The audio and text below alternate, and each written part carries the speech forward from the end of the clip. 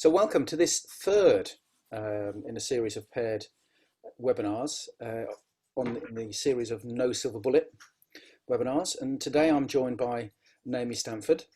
As with all of these sessions, and a number of you who are here I know have been to other ones, they are going to follow a similar format, but with a particular slant and a particular inquiry. So let us begin by using a technology to share my screen.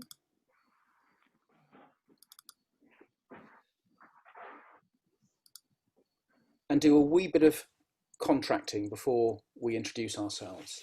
As ever, this is very light touch. You've all been on many Zoom calls and WebEx and everything else for the last 6 months. Be as present as you can be. We're a relatively small group. Please have your video on and other apps and notifications off. Mute when you're not talking, but I'm quite happy for you to not have the mute on if it's relatively quiet where you are. Be as honest as you can be. The most useful thing for me in these conversations has been when people have actually brought their challenge and brought their questions and actually got a bit crunchy, and be respectfully crunchy and be curious as you do so. On the technology, I've given up actually explaining to people how Zoom works because I've not met a Zoom virgin for a long time. So I am, however, going to once more, for those of you who may not have come to one of these sessions, just briefly mention menti.com because I'll be using it a few times. In the chat, I'm also going to just drop that information. So if you go to menti.com or download the app, there's a code there, and 4 or 5 times during the session, I will be just asking you to participate. Okay. And we're going to practice that with a question for you before we actually get in formally into the introductions, which is, what questions are you coming with today? So let me just get Menti running,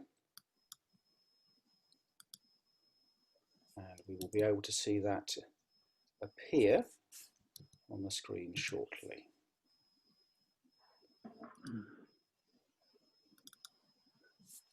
So if you go to menti.com and use that code, what questions are you coming with today, given what was in the material on the post on LinkedIn and elsewhere when I promoted this?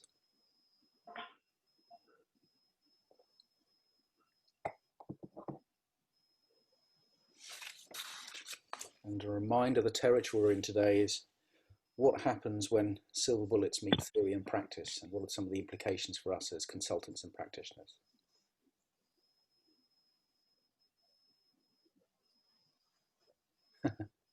What's all this silver bullet stuff about? Excellent, I will explain that shortly.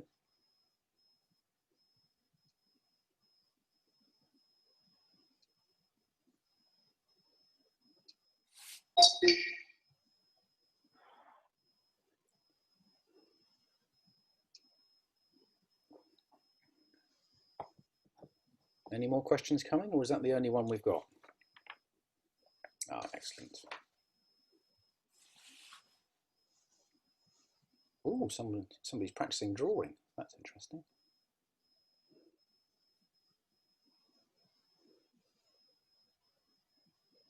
Has anybody else got red lines going across their screen? Yeah, that's me, Steve. It's Jeff. So, sorry about that. Hit the wrong button. Well, if we can't deal with the unexpected and with uncertainty and ambiguity in our line of work, Jeff, then... Absolutely. Okay. So I'm just going to respond to a couple of things there, just to signpost this. I'll outline the project shortly in the early part of the session. In terms of what if there isn't a silver bullet, that's what I'm writing about in the book to a large extent. My main findings, I'm really happy to have a conversation about that. I'm not going into the details of all the findings in the project in this session, but there is stuff that is coming out, and I'm sharing aspects of that in some of these webinars. So some of that stuff you'll get today, and if you don't hear what you want to, just drop me a line on LinkedIn. Happy to have a separate conversation. So Naomi, I think there's some really nice questions there that align with what we had in mind. So I'm now going to switch back to this. So I'm Steve Hearsum. Most of you know me. For those who don't, I'm a consultant, a facilitator, and occasional coach. And for the purposes of today, I'm also a writer and researcher of a book which is on the theme of silver bullets, or in my view, the fact that they don't exist, and what some of the implications are in terms of organisations and leadership. And I'll say a bit more about that in a moment. Naomi, would you be willing to introduce yourself? Hi, yes. Hello, everyone, and thanks very much for joining Steve and myself in this.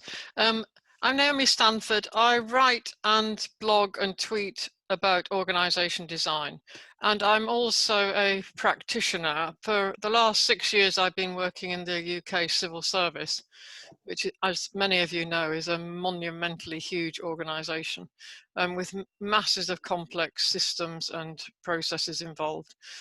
Currently, I'm writing the 3rd edition of The Economist's Guide to Organisation Design. So any thoughts on what should be included in that, if you're familiar with it, would be enormously helpful. So there's a little plug. It's coming out next June or July or so. Assuming I write it by then, I'm way behind so far. Naomi, where would you like people to suggest that? To email you, message you? Yeah, that would be good. Or tweet. I see you've got my tweet handle there. Yeah. So drop Naomi a line. She'd love to hear from you. Thank you, Steve. You're welcome. So today, the menu is as follows. A wee bit about the project, some framing of today, some conversation amongst yourselves, and then some inquiry as a whole group, because we're a relatively small group, just to do a bit of sense making. In terms of the project, for those of you who've heard me say this before, apologies. For those who haven't, the underlying drive for this book emerged approximately 3-4 years ago when I was running a session at Roffey Park, where I used to work with the corporate rebels. And during that session, one of them at one point said, we started our bucket list journey 2 years ago, and we thought we'd come to the end of it and we'd find a silver bullet, a magic bullet, and we'd be able to sell it and make money from it. And then he said, what we've learned is there isn't one. And insofar as he said that, I sat there and thought, well, tell me something I don't know. But what then intrigued me was that in the room of approximately 20 to 25 people, many of whom were OD and change and org design consultants and coaches, 2 or 3 times the group seemed to be saying to them, but go on, there is one, isn't there, really? Go on, what is it? And that fascinated me. And from that point onwards, a kind of hypothesis started to form at the back of my head. As I see out there, if you do a search on Google, and particularly around things like COVID or Brexit or anything like that, any complex challenge we face in the world, but equally with organisations, you will regularly come across the rhetoric and the cliche of there is no silver bullet for ... And that is a cliche. The whole thing of a silver bullet is a cliche. In organisational terms, what strikes me, and in leadership terms, that there is often a need, a desire on behalf of leaders and organisations to find something that will be the answer to a complex challenge. And there's a functional collusion amongst an interdependent network of vested interest and players who, consciously, unconsciously, are effectively purveyors of silver bullets, whether it be those of us who sell leadership development or management development, business schools with MBAs and exec education, those who are selling models and theories, and we're going to touch on that particularly today, but also, I say this as co-chair of the OD Network Europe, the fields of practice, who you'll sometimes say, well, you need an org design purist, you need an organisational development purist, you need somebody who is one of these. They are the answer. So the book is effectively an inquiry into this hypothesis, and the research includes a large number of interviews with people as well as some stuff as well. So in terms of today, just a scene set. There are many models and theories out there. This morning I just had a play with Google Images and went and found a few of the things that, as I thought about today, were resonating with me. I've worked with clients and I've worked with people who will strain for a particular organisational design model as the one that will provide them with the answer and maybe the ultimate target operating model that will be the panacea for their challenges. I've come across people who've talked about Lean Six Sigma as being the thing that has been the answer to their problems. Most recently, I was lucky enough to have my certification in ProSci paid for, which has been fascinating, as the number of times recently I've heard of organisations where senior leadership teams have bought ProSci as being the answer to complex changes. And actually, palpably, what's happened is it's not been, and it's left organisations with an illusion that this methodology is actually changing things, as leadership teams don't actually model much of what is inherent within the methodology. Similarly, if you look at some of the newer ideas, bottom right-hand corner, such as Frederick Laloux's theories of reinventing organisations, I hear people talking about that as being the answer. And in that space, just to give you a flavour of that, for the book, I interviewed Hugh Minar, one of the corporate rebels, and we were talking about Buurtzorg, who many of you may know, the social care firm in Holland. And what is interesting is he said there's a number of organisations that have tried to replicate that and fallen flat on their face. I said, why? He said, because the leadership of those organisations, when push came to shove, didn't actually want to let go of power. And Buurtzorg works on the basis that senior leaders delegate authority and power. So Laloux's model is not a silver bullet. And the bottom left-hand corner, one final example I'll draw on, that's the most recent leadership model for the NHS. If you go over the last 50 years, and the King's Fund have done a very nice report on this, there is a litany, a long list of models and theories that the NHS has focused on as being the answer to leadership challenges in the NHS. And it changes all the time, but the underlying dynamics remain the same. And this is the latest answer they've come up with in terms of how to address complex challenges through leadership. So, one more question before me and Naomi dive into a brief conversation. What models and theories have you experienced clients treating as silver bullets? So if you dive back to menti.com, and if my screen will play, there we go, I'd be interested in your response to that.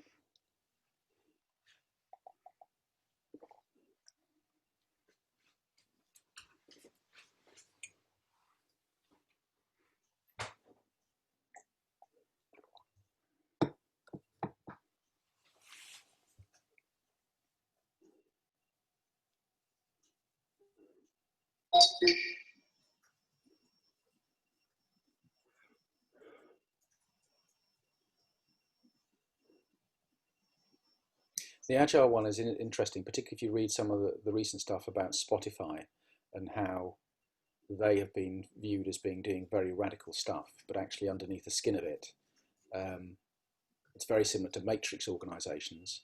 And what's key and different at Spotify is the behaviors they've created or that they've encouraged and how they've designed for that. And what strikes me about a lot of the models that we're working with is that they fail. When they fail, is because they fail to make the connection to behaviors.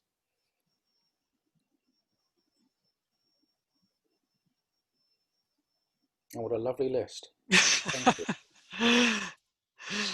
What a lovely list. It's interesting, we also see Boston Consulting as an example of one of the big consultancies coming in. So in the research I've been doing, and I've interviewed several people who have long experience working within the Big Four or Big Six. And there, within those organizations, there is a tendency to sell with certainty solutions to clients. And any attempt to help build capability within those organizations, that their client organizations, so that they're not reliant on a particular methodology, in a couple of cases I heard, was actively disencouraged. We're not here to make our clients self-sufficient, was the gist of it. So there's an interesting question about when methodologies actually are used not as a silver bullet, but actually as, well, maybe as a silver bullet to build revenue for the people who are selling them. Lovely. So let us switch to. So the hypothesis for me, for you and I, Naomi, is this: that models and theories, as used by consultants and practitioners, but those that are then, they can be sold as silver bullets and bought as them by our clients. And the wider point here is this is a facet of the wider functional collusion that I referred to. So I guess my first question to you is how does that land with you as a hypothesis? Thanks, Steve. Right, let me tell you a story of when I went to meet or work with a client, and we got to the part of the organization design when I presented 3 possible options of the design that we could then sort of discuss them all and work with one of them. And so I was showing the client these 3 potential options, and he said, which one is the right one? And I said, I've no idea, because we don't know till we start testing all 3 and putting them into practice and just working them through and doing a bit more work on them. We've done a lot of work on them, but that isn't enough to be definitive about which is the right one. And he got into an instant, it was quite interesting, frightful rage, and yelled at me, look, we're paying you a lot of money to give us the right answer. Which I thought was just absolutely classic, because I've never thought in any of the organization design work that I've done that there is a right answer. And I spent a lot of my working career working with consultants of all types. And obviously I've been a consultant and I'm a consultant myself. And anything that purports to give the right answer definitively is not opening up possibilities for hypothesis testing, experimentation, etc. If you're looking, the thing about the silver bullets is that they tend to be a prescription which people think are applicable into any organization, and that just is not going to work. Organizations are very, very different. So you can't pick up something and translate the Spotify model, which I worked in an organization who kept trying to sell Spotify into our organization. And I kept saying, we're not Spotify, we're a government organization. We can't just pick up all this stuff. It's very useful to consider Steve's statement as a hypothesis and think about it. And I think it is a useful hypothesis to consider that there is no silver bullet. So if we kind of riff a bit further on that, what do you imagine drives the need in your client there, who's desperate for you to give them the right answer? What's driving that? I've often wondered that myself. And I sometimes think it's because these leaders, or the people I work with, that's a bit of a generalization, are under huge pressure to deliver results. And they want to fulfill their performance objectives, and they don't have time to think critically, and they're managing complex pieces of work quite often. And they want something quick. It's a bit like, do you want to enjoy that slow food movement, or do you want to rush into pret-a-manger and rush out again with a sandwich? And there must be some middle way of let's think critically about this before we rush into the immediate action. I think this thing about fire ready aim is very interesting. Sorry, if somebody's talking there, if you could just mute if you're talking, that'd be great. Carry on, Amy. Yeah, I always view it as the fire ready aim before they actually, so they've shot off on some tack before they're ready. Yeah.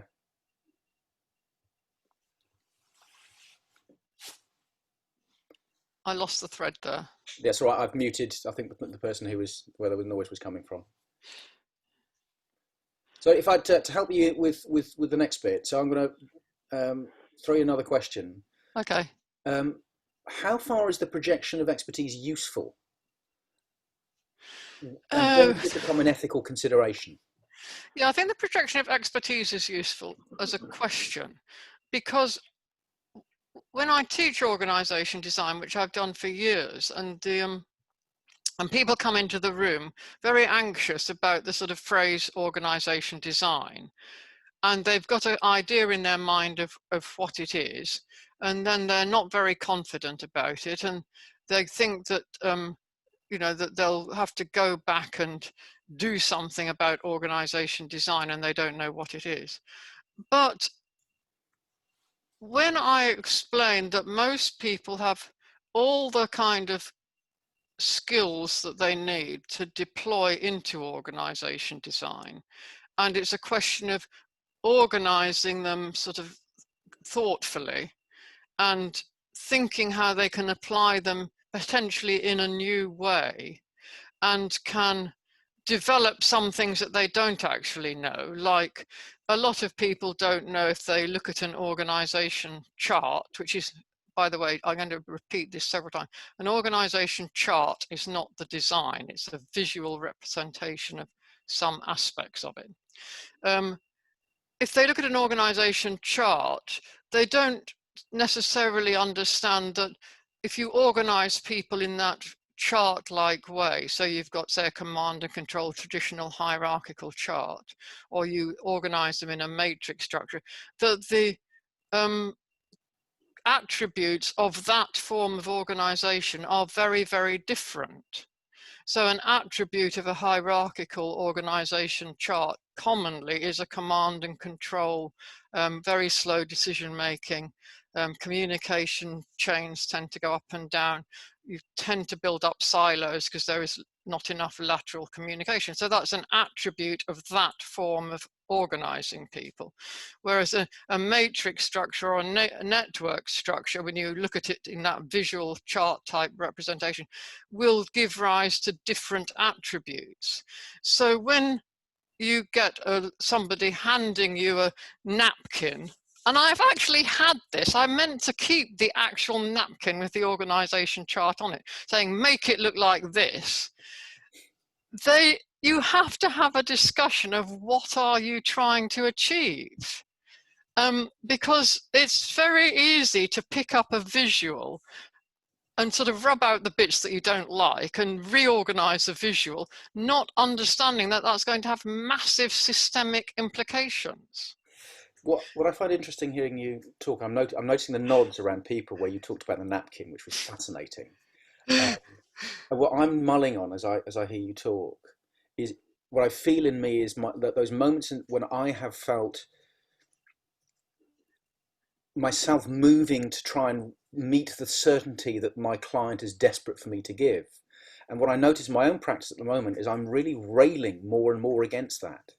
And it raises an ethical question for me, because on the one hand, I need to earn money in order to pay the mortgage and keep the family alive, etc., etc., etc. Not to be too kind of over the top about it, but there's a kind of truth there. But I also increasingly do not want, in my positioning of myself, my business and my practice, to say anything that signals I have the answer. And the models and theories I bring are the answer. So I'm actually doing, so this is a very live thing for me. I'm doing some work with somebody who's doing my branding and my website, and we're playing with this tension of how dirty can I be in the presentation of my offer.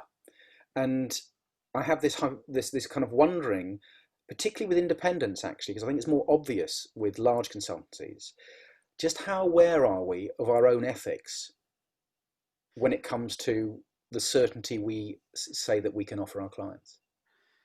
Yes, and maybe that's one of my downfalls, because I never offer certainty. I always say I don't know, or we'll have to wait and see, or X might happen, or events are unpredictable.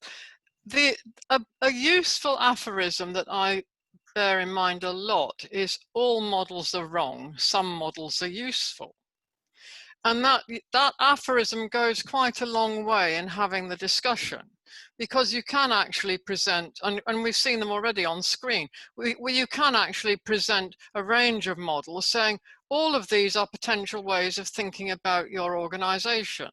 And in the book that I'm just rewriting the chapter of, I do a analysis of each one and why, and the pros and cons of each model. You know, some have got the word leadership in them, some have got the word culture in them, some of them put values, some of them don't, blah, blah, blah. So the models, even if you look visually at 6 models, as we just did, you'll see that they've got different attributes. And it's interesting because then you can have a discussion with the whoever you're working with, the client or the leadership team, which of the models kind of reflects the priorities and preoccupations of your organization or the aspirations you have for the organization. So for example, if you've got a vague feeling that your leaders need development, choose a systems model, and I always work on a systems approach, that has the word leadership in that systems model. If you think your leadership is all fine and you don't need to kind of focus on it, choose a model that doesn't have the word leadership in it, like the Star-Galbraith model or something like that. You know, it's horses for courses. The ethical demand, I think, is also a completely different but very real question. So there's a question about how do you present a range of models, but there is then a question about how you square your own values with that of the clients that you're working with. How far are you willing to compromise? And I had a very, very interesting personal experience of this some years ago now. I worked in the San Francisco office of Mercer Consulting, a big consulting company, you probably know it. And we had some young interns come in over the summer. And I got a piece of work from a tobacco company. And the young intern was supposed to help me do the background research, present what they called a playbook about the company. So I'd know how to kind of go and talk to the clients about their turnover and their whatever. And this young fellow came along and said, I don't want to work on a tobacco company. Well, nor do I. And I don't want to work with an energy company, but I have, and I'll go into that story because it's hilarious, the energy company story. And so I'm sitting there thinking, how shall I approach this? Because I completely understood his point of view. I said, when you join a company like Mercer, and I also worked for 7 years for Price Waterhouse as it was then, you sign a thing that's contract with them that says you'll do the work that they offer you, kind of thing. Or you did at that point. I think the Google employee thing might change some of that. But so we had a discussion on this. And I said, how about if we have a whole office discussion? And so I went to the managing partner in that office and said, look, this has come up. Could we have a whole office discussion on the clients we're willing and not willing to work with? And are there any clients who would, or potential clients who approach Mercer and Mercer says no to them, which I actually didn't know. So that was a useful piece of research for me. Anyway, to cut a kind of very interesting and long story short, we had this whole office kind of, in American terms, town hall, where the managing partners and all the senior partners told all the staff about their ethical dilemmas that they've come across in their working life. And it was a very useful, open discussion on how do you approach this and what is your kind of loyalty to the values of a company that you've joined, say Mercer, which I think is a pretty good company, compared with the values and ethics of the potential clients. What's really interesting as I hear you talk is I'm starting to wonder whether or not there's actually a more fundamental ethical question that I need to think about in what I'm writing. The ethical dimension of the buying of silver bullets and the ethical dimension of selling them. Yes, that's right. Yes, exactly. Yeah, that's a great question to ask. Let me tell you, sorry. Yeah. Let me tell you the energy company story, because I just it's just so funny in retrospect. So I was working for this energy company, and I was sitting in their boardroom, and in the boardroom they had the TV on with all the news and a ticker tape that was going on down at the bottom on their on what was going on around that energy company's world at that time. And it was a time of high activism against energy companies. One of my daughters is a high activist, and I knew that she was going to be doing something. And then to my kind of total mind-numbing shock, along came the ticker tape saying these activists are scaling the wall, blah, blah, blah, in this location, all of this ticker tape. And I was convinced, because she was actually there, that the next clip would show her climbing over the fence. And I thought that was just, I couldn't bring myself to tell them, oh, she's there, look at the ticker tape. But that in a kind of family sense, who's doing what is another ethical question of how do you have those discussions even with in your own family. Yes, because again, actually I really think she was right. Yeah. But in my working life, you know, I kind of drum up an argument that she doesn't think is a very useful one, of you can work from the inside out. But I do think, she's never worked in a massive organization. I do think that you can, and there's a very good book that brought me to that thinking, and I've seen it actually in operation a lot, called Tempered Radicals by Deborah Meyerson, who's a academic researcher, talking about people who go into organizations, not necessarily with a mission to be a radical or change the mindset or whatever, but actually by dint of their kind of under the radar influence, being very successful in helping. And that's the recent thing about Google and not wanting to sell, I can't remember what it was exactly, but I think it was some software, to surveillance software. Their employees said, we don't want Google to sell this surveillance software or whatever it was. And we're not happy with it. And Google, okay, said, well, we won't finally. But someone was a prime mover in getting that employee support for that. And that sort of influence can be incredibly successful in big organizations. And when I did work for the energy company, they did actually have a kind of internal social network working with the Green Foundation or whatever those environmental support groups are. So the people who work in the organizations don't necessarily support a lot of what they do. In the tobacco company, a lot of people were non-smokers. So sometimes the company is the only one in the area that they can possibly work in. Is it better to work for a company you don't approve of or not have a job at all? And on that cheerful ethical note, I'm going to now open up the breakout rooms with a very simple question for you to consider, which is this. How do you reflect upon and think differently about the assumptions and thoughts you came with having heard what you've heard so far? So I'm going to give you approximately just under 15 minutes just to chew on this before we have a brief bit of plenary. Probably, yeah, just over 10 minutes probably, just for a brief conversation, and then we will reconvene.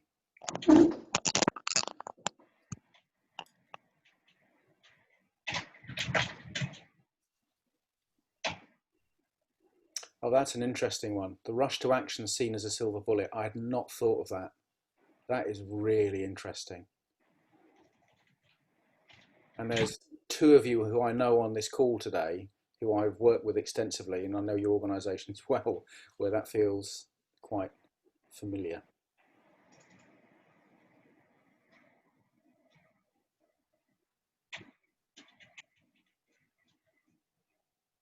That's an interesting one. Being able to put values first instead of financial concerns. Yeah, it is privilege.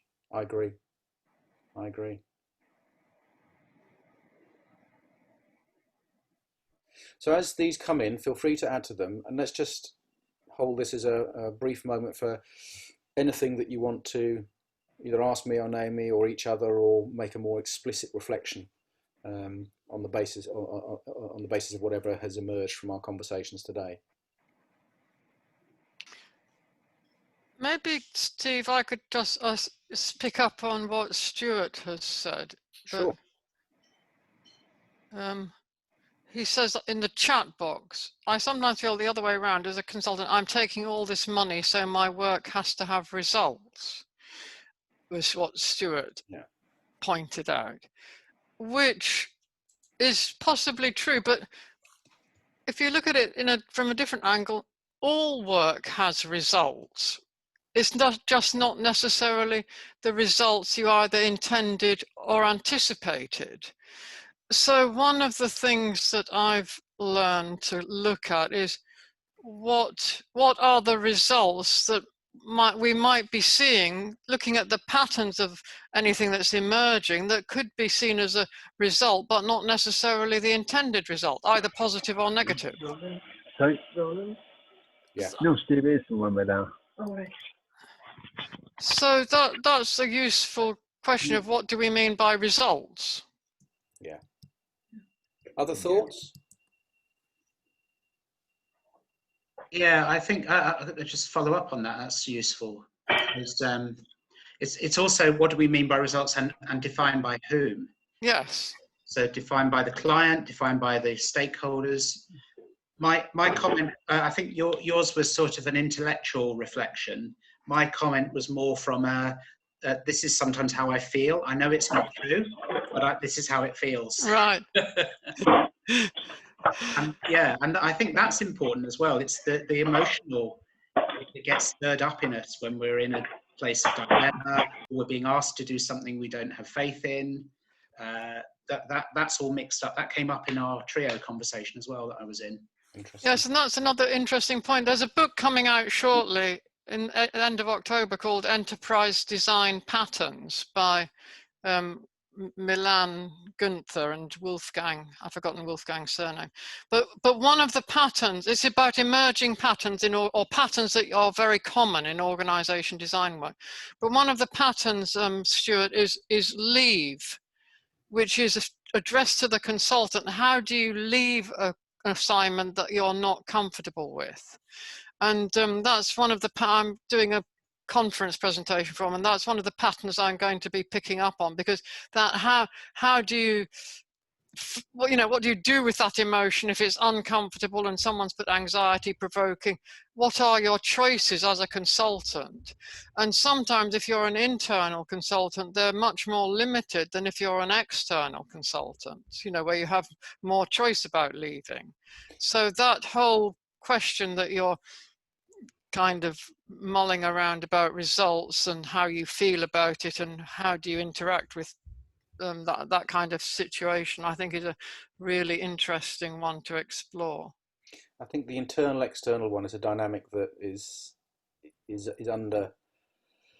underappreciated. Is that quite the right word? But it's not sufficiently acknowledged. I'm very conscious that on this session we have a mixture of internals and externals amongst us as a group. And I know from my own work, and I do lots of work with internals, that the ethical dilemma and the tension of speaking truth is very different, for example, to me or you, Naomi, speaking truth. And I was talking only yesterday to an internal who is really wrestling with what it would mean for her not to act out of deference to a senior leader and to actually speak truth and the potential consequences of that. Yes, and that is really interesting, and I've met it a lot. 6.5 years as a civil servant with the code of ethics and all the rest of it. That can be very difficult for people. And how you square that very traditional hierarchy with that truth to power thing when you want a promotion or you're, I think someone put the thing about the privileged position of values versus financial, and that privileged position plays out in all sorts of ways. And in a, one of the things about I've noticed in organization design work, often the consultants in internal situations are very much more junior to the people that they're working with in the hierarchical grading system, and that is hugely problematic. I did some diagnosis recently, and one of the things that came back from a senior leader was that they wanted the internal consulting community, the label of practice is irrelevant, to be equipped and developed so they could operate at a grade above their pay level. which is really interesting, because more for less. Yeah. Well, it's a more for less, but also to me that also talks to the anxiety thing, which is we really need help. We really need some people who are skilled and able and willing to do this kind of work that we're not even necessarily aware of how to do it ourselves. So one of my own, declaring here some bias here, one of my own underlying beliefs is that there can be an abdication of responsibility, because if you look at the core competencies of an effective consultant, and particularly an organisational development consultant, they're very, very analogous to the core competencies of a senior leader. In order to be effective as one, you need to be as competent as in those skills as the other. Yeah, but that also implies that those competency things are valid. Yeah. Your competency isn't necessarily dependent on your grade. Absolutely, and that's another whole webinar. I'm not going to go down that one. So on that note, I'm just going to, because we're close to the end, I'm just going to flag a couple of things before we do the last bit. So firstly, there is a newsletter and that you can sign up to for the project. There is also going to be the recordings, which will come out to you once the next one is done next week with Naomi, which you're welcome to attend that one as well. The conversations invariably are different the second time we do it. We haven't even talked about Naomi's experience of having projected onto her the label and status of guru, which is one of my favourite conversations. Well, if you want that one, you'll have to come next week or read the book when I finally get it published. So there's that. If you have any particular curiosity, if you kind of think, oh, Steve, I'd love it if you could run a webinar on this thread that is coming out of these conversations, please drop me a line or put it in the chat, because I have ideas, but I'm kind of wondering, is there anything that you lot are thinking, do you know what, I'd like you to see if there's a conversation that you could host with somebody around this, whatever this is. And then the very last thing, simply, because it helps me in terms of the next session and next webinars, is just on menti.com. In a nutshell, how was today for you? Good, bad, or indifferent? Or Simon, if you want to sing it as well, you can do that as well.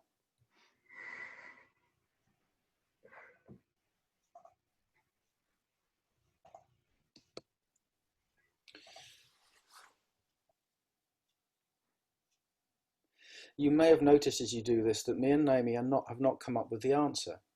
And I feel I can speak on Naomi's behalf, because she has told me that she, like I, believes there is no silver bullet. So if you are hoping for a lovely, neat and elegantly wrapped up present of a webinar where we'd all reached a conclusion and an answer to the relationship between theory, practice and silver bullets, I'm terribly sorry, but there isn't a neat package that we can offer you. That's one of the tensions. Yeah, I know what's the answer.